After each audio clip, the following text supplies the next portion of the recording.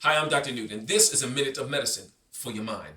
Have you ever heard of Robert Rosenthal? Well, he was a scientist back in 1964 who wanted to find out what would happen if the teachers in a classroom thought that the students they were teaching were destined for greatness as adults. So he went to a very high poverty, low performing elementary school outside of San Francisco. And he told every teacher that he was going to give those students a test that he called the Harvard test of inflected acquisition. And that students who scored high on that test, they would experience a jump in their IQ sometime in their adolescence, and they would be destined for greatness as an adult. So he gave them the test, but it was actually just the regular old IQ test. He just changed the first page on the test so it would look different. He gave the students the test, took it back to his office, sat it in the corner, never graded it. He just randomly picked two students in each classroom and told the teachers that those two students, according to this test that he never graded, were going to be destined for greatness. Then he watched the interactions between those teachers and those students for the rest of the school year. He noticed that those teachers, the body language and the nonverbal interactions that they had with those students were a little different than the other students. That their vocabulary and their word choice was a little different than the other students. Their expectations seemed to be higher. Their positive reinforcement and the things that they did with those students, their time on task was a little different than the other students. He said it didn't seem like they were doing it on purpose, but because those teachers believed that those identified students were destined for greatness, they spoke to them differently than the other students.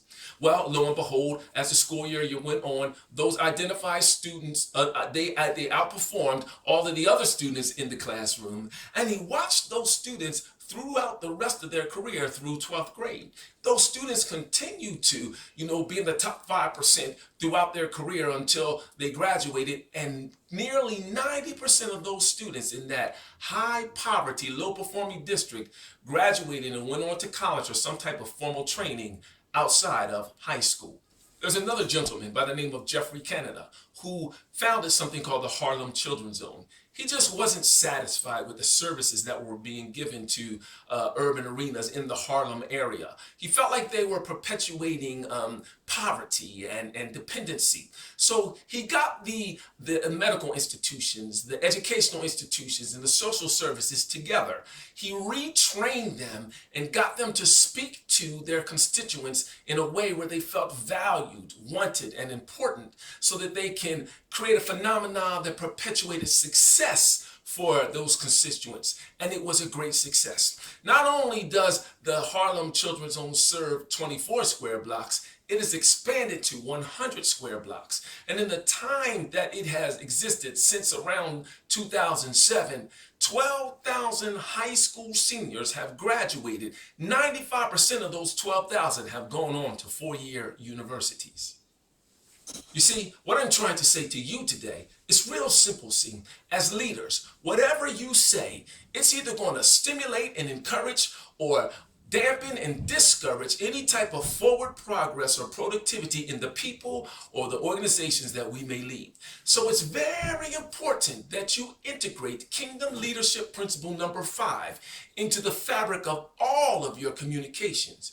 Make it a habit to call them what they are to become. You see, both Mr. Canada and Mr. Rosenthal understood that if they could get their target population to stop seeing their lives as only existing within the boundaries of a framework that society had already defined for them, but instead to see their lives as a blank canvas where their dreams, goals, and aspirations, their gifts and their skills and their abilities are the paint and the paintbrush that's meant to create a brand new masterpiece on that canvas for their lives, then they could drastically change their own quality of living.